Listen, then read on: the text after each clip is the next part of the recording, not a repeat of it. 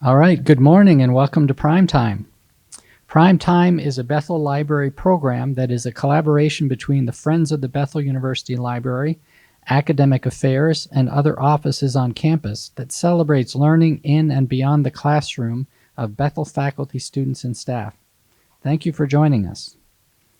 Next Tuesday, May the 9th, Natalie Arnston, Abby Janice, and Riley Perkins will showcase their final research projects as part of the fulfillment of the health endorsement.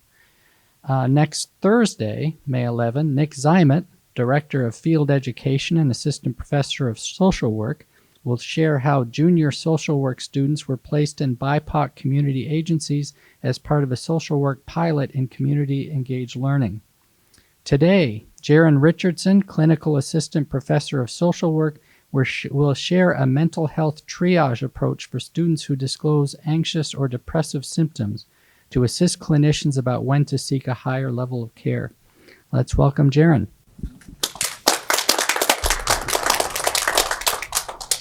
Hello, how's everybody doing? I am notoriously terrible for taking too long. So my effort, I set a time for myself, so I hope that it will actually end on time, or I'll end on time. My name is Jerrion. I am a clinical assistant professor of social work here at Bethel University in the social work department. I also am a mental health professional in the state of Minnesota, and so I have credentials. I own a small company, a private practice called Reed and Ember PLLC. It's right at the southwestern corner of downtown Minneapolis, where I serve primarily African American men between ages 18 and 35 for psychotherapeutic or clinical services and things like that. I've been a disciple of Jesus since, September 28, 2003. Today we're going to talk about how to engage some version of mental health triage. And so when you think about the word triage, and when you think about an emergency room, at least that's the word that comes to mind for me, is like nursing or like medical care. If I'm walking and then walking doesn't go well, say I slip and fall and I have to go to the emergency room, that's one level of care, that's one priority. If I'm riding a bike, and riding a bike doesn't go well and I fall, then that's another level of care, so on and so forth, all the way up to riding a helicopter. The helicopter ride doesn't go well and I go into the emergency room. If you see all four of the versions of me show up at the emergency room, they get prioritized, if that makes sense. The person who's walking is not prioritized above the person who had a really poor helicopter ride, if that makes sense. We're also going to assess for key indicators to seek, for when to seek a higher level of care. This presentation is one I actually gave before at a church. They were dealing with a lot of students that would come to the leaders of the church or the leaders of their small groups and say, I'm struggling with depression, or I'm struggling with anxiety. And those are really troubling words because we don't know what that means. It's kind of mystified, if that makes sense. We have an experience of what those things feel like sometimes, but we don't always have the language for how to discuss it or for what to do next, if that makes sense. So I have two stories for you. The first one comes from Numbers chapter 14. I really like this book because we call it Numbers in English. The book is actually called Bamidbar, and it really stands for In the Wilderness. And I feel like that title, In the Wilderness, makes way more sense for the book of Numbers than the word Numbers itself. Numbers 14 is just after the people of Israel are walking all the way up to the border, and they're supposed to enter and start to conquer the land of Canaan. They send two spies, Caleb and what's his name? Nice, well done. Caleb and Joshua into the land to spy out the land. They come back and say, we can totally do this. We have a great God. He's going to do great things. But then everyone else in the nation of Israel said, no, they're giants. This is not going to work. And so God approaches the nation. And of all the things he says this. And the Lord says to Moses, how long will this people despise me? How long will they not believe in me? In spite of all the signs that I've done among them, I will strike them with the pestilence and disinherit them. And I will make of you a nation greater and mightier than they. He's talking to Moses. He says, I'm going to wipe out all of Israel. I'm going to keep Moses. We're going to start over with Moses. And so this is a really cool story because this is a mediator kind of story. Moses says, hey, but wait. He intercedes on our behalf, or on behalf of the people of Israel, and says, we know about your justice. We know about your everlasting mercy. We know about your everlasting loving kindness. What will they say if the God that they serve rescued them from the nation of Israel just to wipe them out in the wilderness? And Moses does a wonderful job kind of mediating on our behalf. And so the Lord spoke to Moses and to Aaron, saying, how long shall this wicked congregation grumble against me? I've heard the grumblings of the people of Israel, which they grumble against me. Say to them, as I live, declares the Lord, what you have said in my hearing, I will do to you. This is really important. Your dead body shall fall in this wilderness, and all of your number, listed in the census from 20 years old and upward, who have grumbled against me. Not one shall come into the land where I swore that I would make you dwell. Really intense language. And he goes on to say, 40 years you get, 40 years. So in mercy, instead of dropping everybody right then and there and starting over with Moses, he says, tell you what, I'm going to relent, but because I can't hold people guiltless, I'll give you 40 years, but you won't see my glory on the other side. Right? Really intense story. They're like, where are you going with this, Jerrion? This is a psalm that corresponds. Psalm 90 was written by Moses. It corresponds with this whole story. And he says, for we are brought to an end by your anger. By your wrath we are dismayed. You have set our iniquities before you, our secret sins in the light of your presence. Okay, so I do a lot of therapy, psychotherapy with men, and I always try to point out emotion words. This word, dismayed, that's an emotion word. That's an emotion word. It's about distress, it's about anxiety, it's about tension, it's about consternation, and I always try to point that out with the men I talk to. It's like, hey, that's an emotion. What's that feel like? Where do you find that in your body? It's kind of really important, right? We have a situation, and the environment in that moment leads to some version of an emotion, really intense situation. And I have to stress, we're talking about real life problems or real life situations. So as we talk about mental health triage, I want to put it in that context that these are real problems, not false problems or fake problems or problems that we think, oh, you should just be stronger, things like that. This is about life and about how we respond to the hand that we are dealt. The second story I'm going to give you, I promise this makes sense. Fred Morrison and his wife Lucy, one day, rather his girlfriend Lucy, were outside and they were doing things that people did in the 30s. And they took a popcorn tin, the 10 popcorn cans, and they were just kind of throwing it back and forth as a kind of a game, if that makes any sense. That popcorn tin got really damaged and really dented up. And then Fred Morrison discovered that cake pans flew better than popcorn tins. Does that make sense? So instead of the popcorn tin, they're now, you borrowed. His mom's cake pan is throwing this thing around. So come to find out that he was on the beach with his girlfriend, Lucy, and he's throwing a cake pan, and someone says, hey, what have you got there? That looks really cool. I'll buy it from you for 25 cents. Back in the day, cake pans cost 5 cents. He sold cake pan for 25 cents, and he thinks, this is a marketing idea. Does anybody know the story I'm telling? Frisbee, right? Frisbee. Everybody knows the story of Frisbee. It's a really cool thing. It's a cool toy. I mean, I hear kids students outside of my window because I'm right off the disc golf course in the Lakeside building. The reason I tell you the story about the Frisbee or the creation of the Frisbee is because the Frisbee, the hula hoop, radio programs, sitcoms, things like that all came about 50s, late 40s, early 50s. If that makes any sense. What else was happening just before then? Think 1930s, 1940s. We had a big World War. Do you remember that? I hope you don't. But it was huge. It was the most, the bloodiest conflict we had ever in the globe. We dropped nuclear bombs. There was genocides. 70 to 75 million people were lost. And it was just absolutely terrible for years. It went on from 32 to like 45. It just went on and on. Why are we telling this story, Jerrion? You're not making any sense. What I mean to say is Fred Morrison, the same guy who invented the Frisbee, also flew planes in World War II. And that's how he learned aerodynamics to perfect his design for the Frisbee. While he was flying in his plane, he was actually shot down and he was a prisoner of war for 48 days. He's a prisoner of war. What I'm talking to you about is this juxtaposition that we live in the life that we're living right now. That in this life right now, it's really, the word I want to use is dialectical. In this life right now, we have an experience of, or possibility for intense pleasure, like good feelings, joy, light feelings, and happiness. And we have this experience and the possibility for intense pain, very displeasing, very painful situations.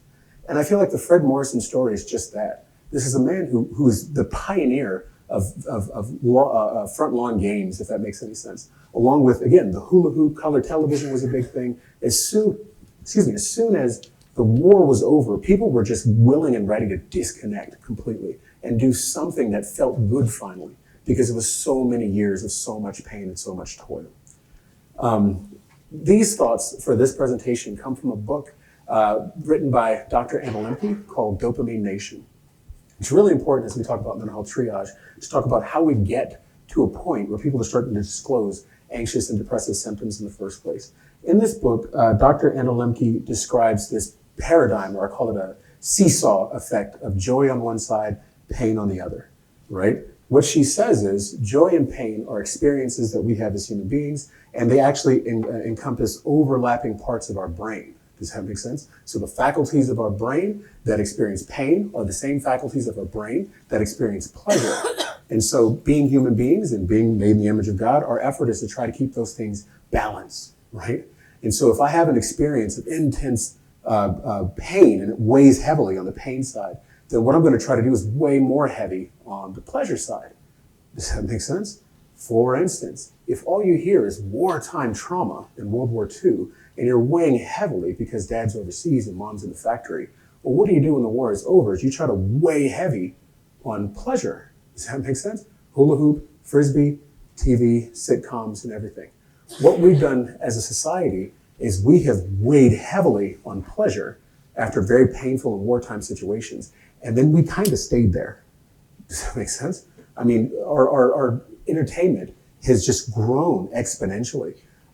If there's, even now we have computers in our pockets that if I have a question, I don't have to spend a lot of time on the pain side at all. I can just immediately find the solution for the question that I'm asking. Anything in the world is at my fingertips. I'm patting my pocket because that's where my phone is. Anything that I want is immediately at my fingertips. And I think this is really important because when we have people disclosing experiences of pain, it's partially because of this pain-joy balance, or rather I'll call it the disordered pain-joy balance. What happens if a person experiences too much pain now, right? If every day I wake up and I do all the things I want to do, I eat all the food I want to eat, I watch all the videos that I want to watch on my phone, I watch all the music, listen to music I want to listen to. I'm a big, huge fan of Marvel movies. If you've ever been in a Marvel movie in the theater, it's actually kind of stressful, if that makes any sense. And it weighs really heavily on pain. Well, the more that you weigh on pain, the less you'll actually be able to tolerate, more than you weigh on joy, forgive me, the less you'll be able to tolerate pain. Does that make sense? So if I wake up every day and I do all the things I want to do, and it's only about my pleasureful experiences, and it weighs heavily on joy all the time, and then suddenly something painful comes, well then that pain will create in me a beckon and a call to do something joyful again. That's where you get this whole compulsive behavior around addiction even. People that have addiction, they do something that's incredibly pleasurable for the moment, whatever the drug happens to be. And then when the moment that the drug is out of their system, the brain tries to regulate pain and joy. And that regulation creates this beckoning call to say, no, put more joy in, put more joy in, put more joy in.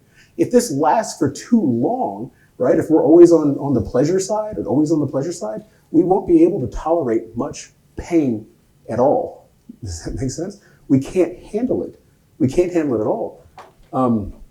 Really, really important, because when people come and they disclose any sort of distress, anxiety, stress, or pain, or anything along those lines, we want to be sure that we're taking it seriously because the problem is real. It's one that's measurable. You can tell that something's happening.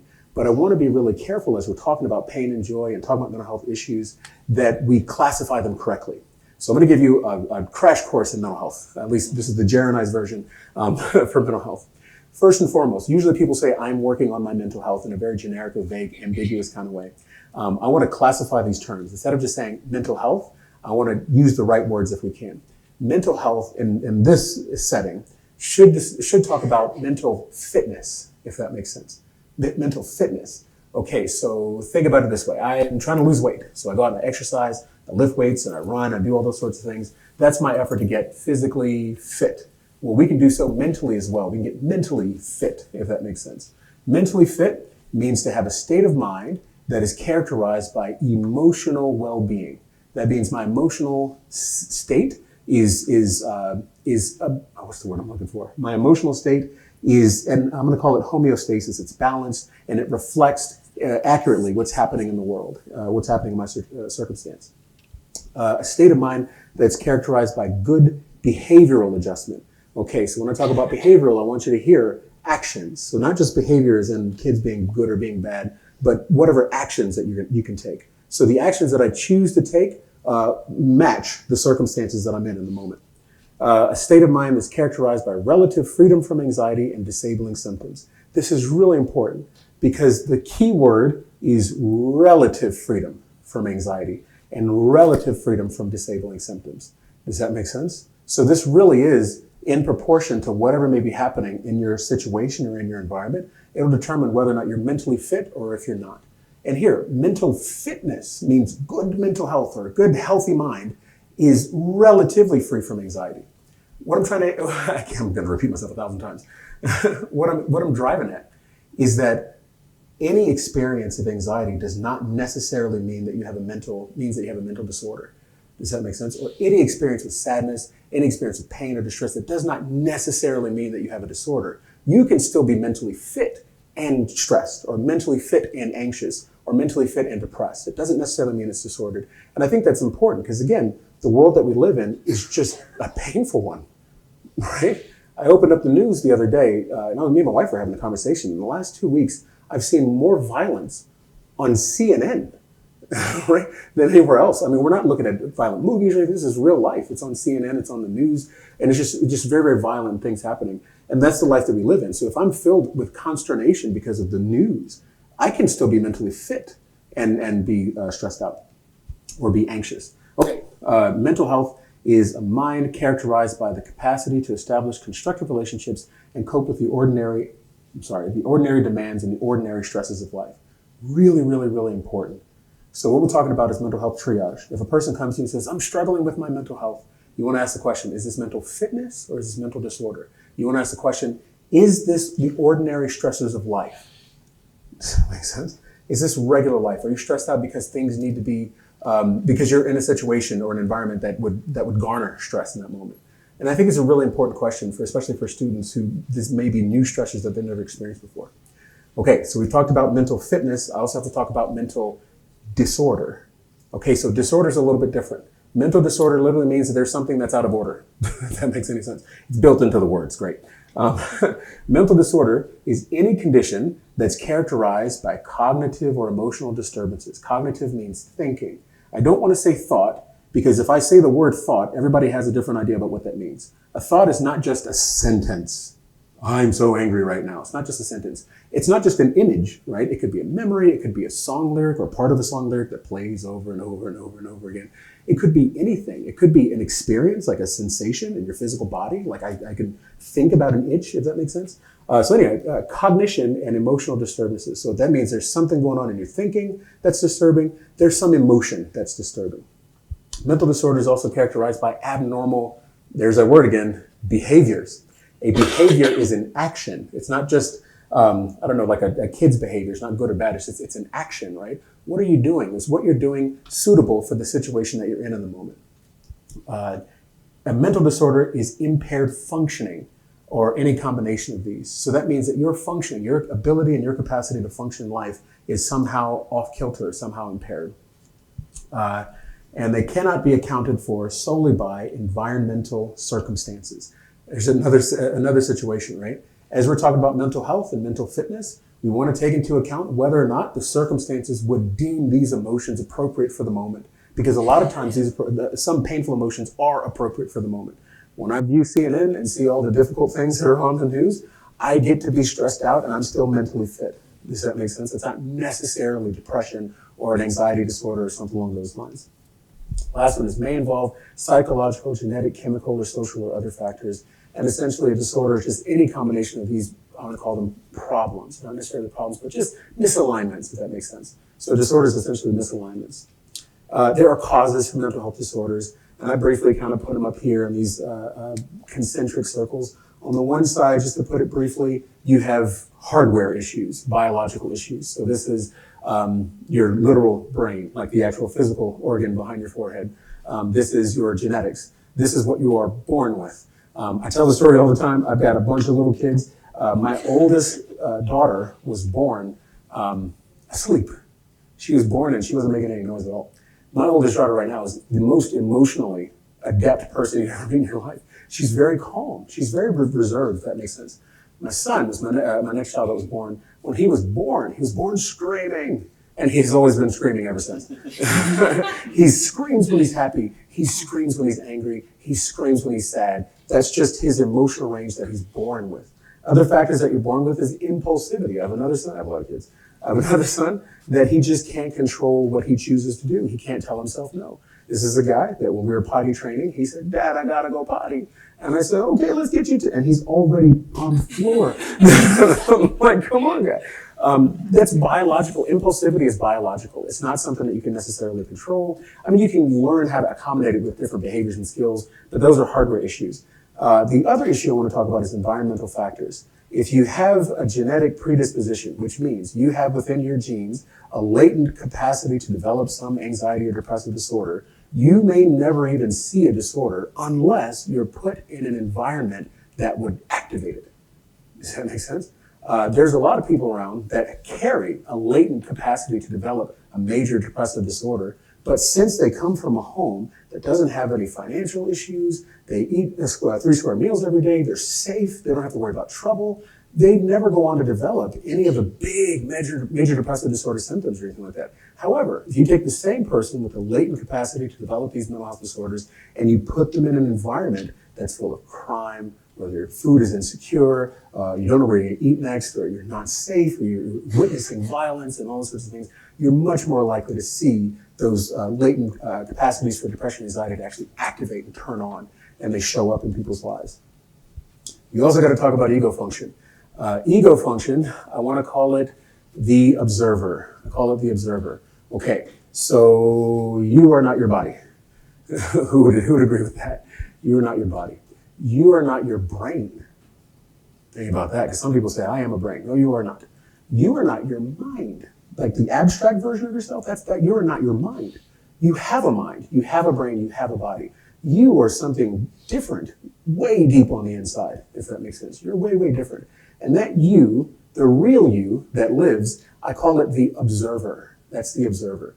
The observer can see everything that happens on the inside of you.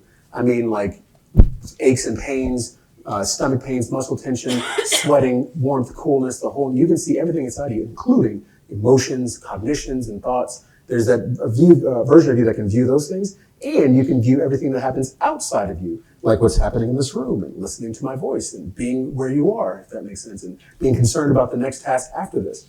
You, as the observer, you have this responsibility to relate the internal environment with the external environment.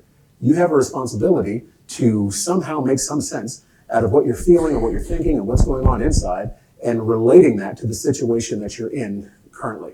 If that makes sense. That's called ego function.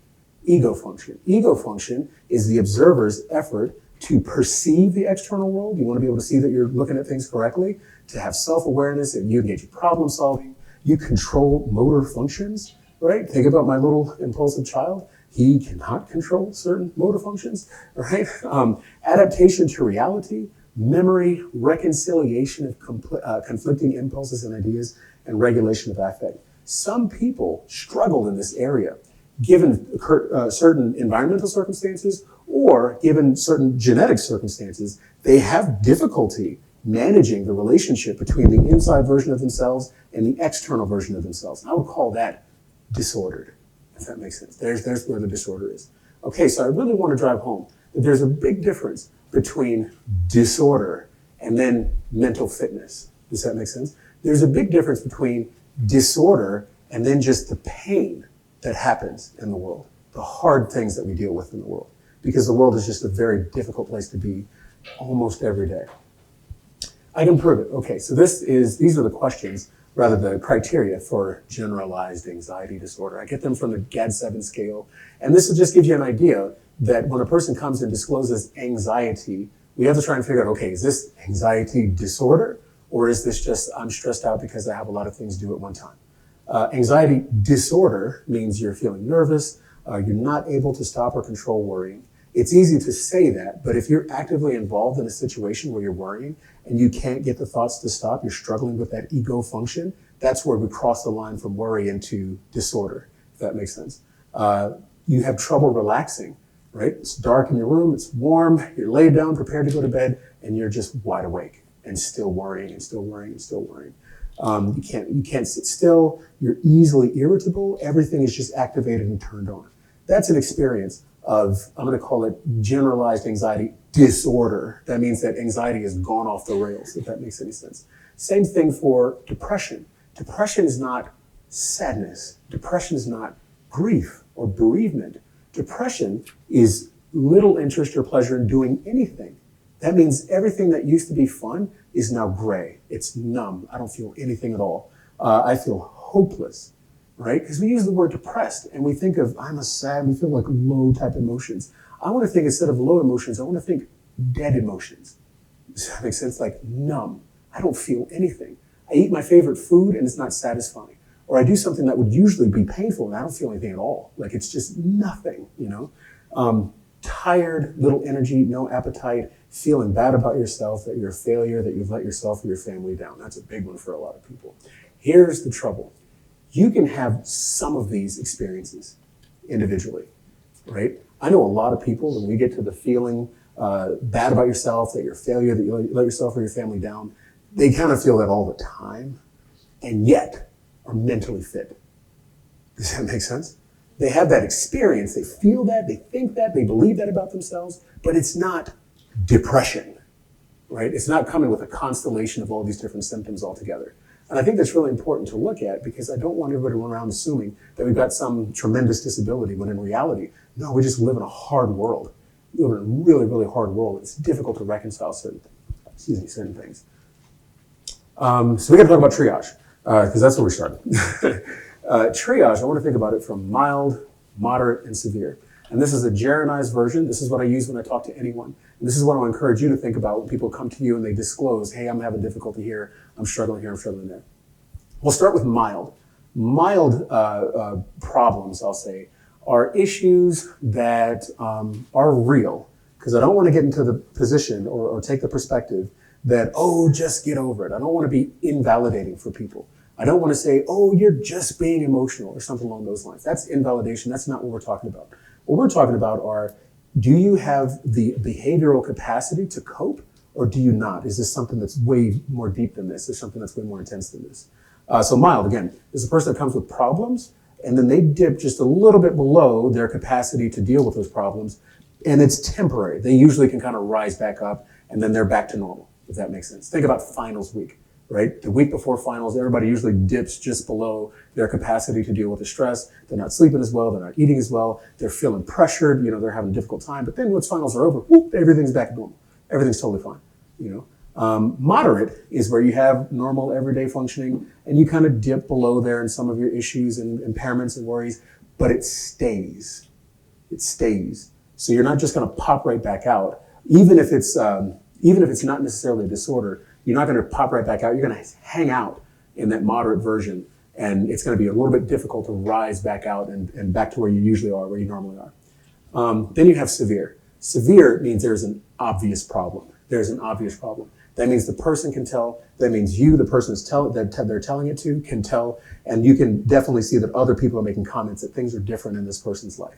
Severe is really, really important. That's why I want to start with severe. If a person comes to you and they say, I'm really struggling, and you engage in your supportive action, you're trying to help this person, and they start to say, you know what, I don't know if I want to be here anymore. I want to disappear. I just want to die. I can't stand this place anymore. They start talking like that, that's severe. Immediately, that's severe. Anything related to safety, where other people can be harmed, where people are talking about death and all those sorts of things, that's when you really want to get somebody else involved, a mental health professional like myself, or even medical professionals, police officers, or something along those lines. That's really, really severe. This is for anybody who has ideations, which means they're continually thinking about suicide, a suicide attempt, which means they've tried and made an attempt to suicide, or even they call it parasuicidal ideation. And not to get too technical, but there are some people that say, I just can't do this anymore, so I have a huge bottle of pills, and I won't take all of it, I'll take 10. And when you ask them, why did you take 10 sleeping pills instead of 100? Well, I just wanted to get some sleep. So you don't need to take 10 pills to go to sleep. So it's not quite suicide ideation, but it's important enough that we ought to have some sort of a immediate response to the people in that situation. This includes people who have non-suicidal self-injury, which is incredibly dangerous. A lot of times you find people that have cuts and marks on their arm. I heard people hitting themselves, they punch themselves in the leg, or they slam their arms in doors and all those sorts of things. Or homicidal ideation, or if they're a victim of some version of abuse. This is all of your severe level things. This means get immediate care now and don't wait. Talk to someone and get them the help that they need. And we'll talk about who to talk to. This is called the Columbia Suicide Risk Assessment. Columbia Suicide Risk Severity Scale. It's got a lot of S's in it. This is developed by Columbia University, and it's only got 6 questions, and it's really accurate, actually. Now, this isn't necessarily something that a layperson get their hands on. You have to have some training in order to administer these questions, but the questions are really good. Have you wished you were dead or wished you could go to sleep and not wake up? If they answer yes, then you go down to the next one. Have you actually had any thoughts about killing yourself? If they answer yes, you go to the next one. Have you had these thoughts and had some intention of acting on them? Once you get through these 6 questions, there's a recommendation to say this person needs to go immediately to emergency room, hospital, ambulance, or something like that, or it'll give you some recommendation. It'll just get them to, outpatient care, like a counselor or therapist. It's really, really useful. And it doesn't require much training, and if you have some time, I would encourage you to talk to somebody about getting trained in the Columbia Suicide Risk Assessment, because it's really useful and it's very quick. And I used to have these memorized, as a matter of fact, when I met with people. There's also a litany of services available for people who disclose the severe level of mental health problems, about suicidal ideation, homicidal ideation, anything along those lines. And usually this is some version of crisis work. So you call a crisis line, they say, who are you and what do you need? And they usually try to dispatch somebody physically in person to meet with that person. Then you have your moderate problems. Moderate problems are not quite severe, but moderate problems have this weird in-between kind of range, right? So it's usually normal, then it dips below. They're impaired in certain things, and they just kind of stay dipped below. The thing about moderate is sometimes it can tip into severe, but a lot of times it just kind of hangs out in this really weird gray space. For moderate level problems, these are people that struggle with their ego function, and you can really see a disorder. For moderate level people, they meet people like me. I'm a regular psychotherapist, right? I meet with people all the time that are in a moderate to severe level of state, that they would certainly meet criteria for a disorder. And it's not quite just the regular rigmarole and negative, painful experience of living life, if that makes sense. So think about disorder. If they have those cognitive emotional disturbances, abnormal behavior, they can't function, and the disorders, that's important. Such disorders cannot be accounted for solely by environmental circumstances.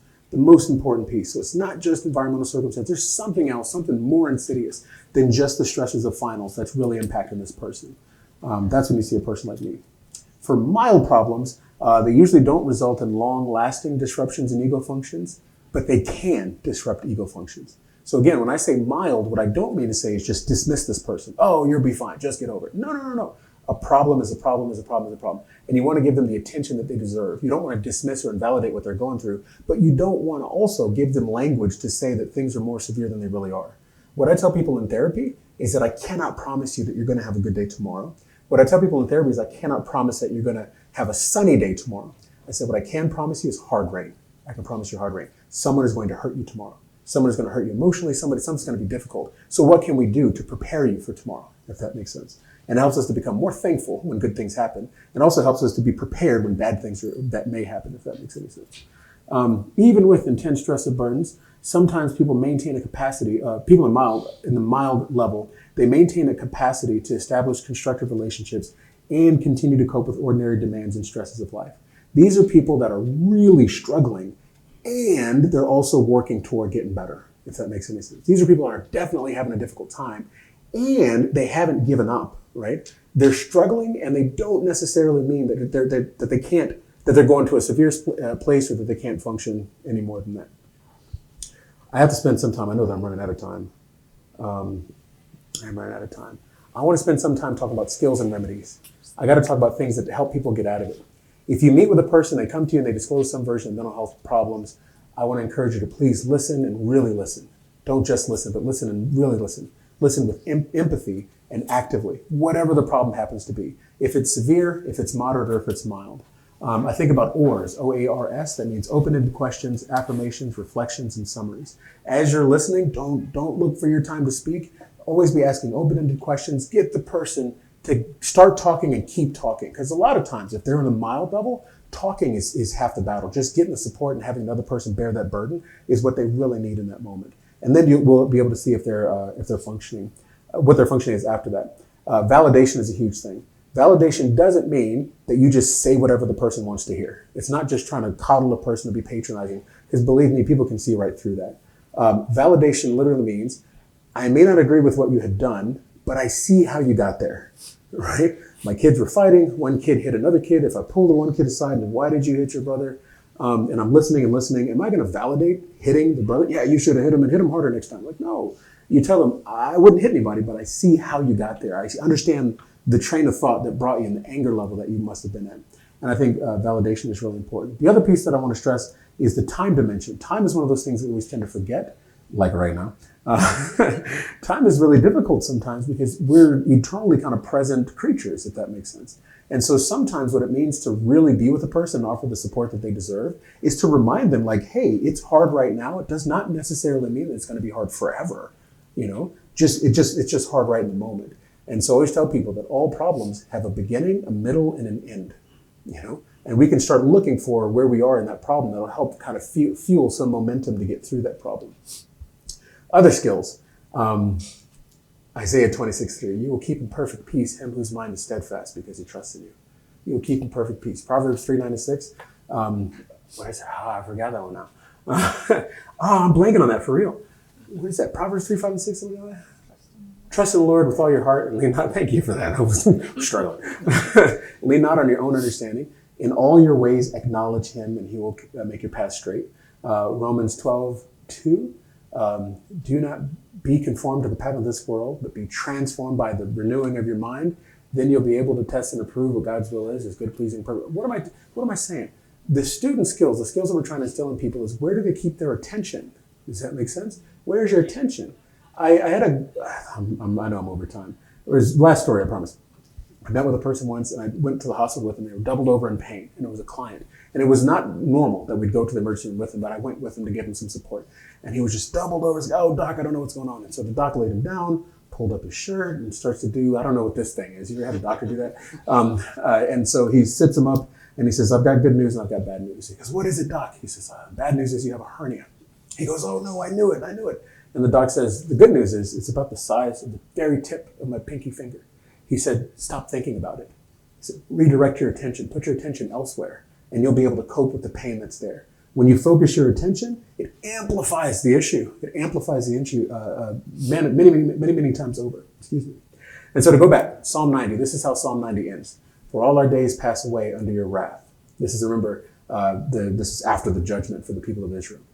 For all our days pass away under your wrath. We bring our years to an end like a sigh.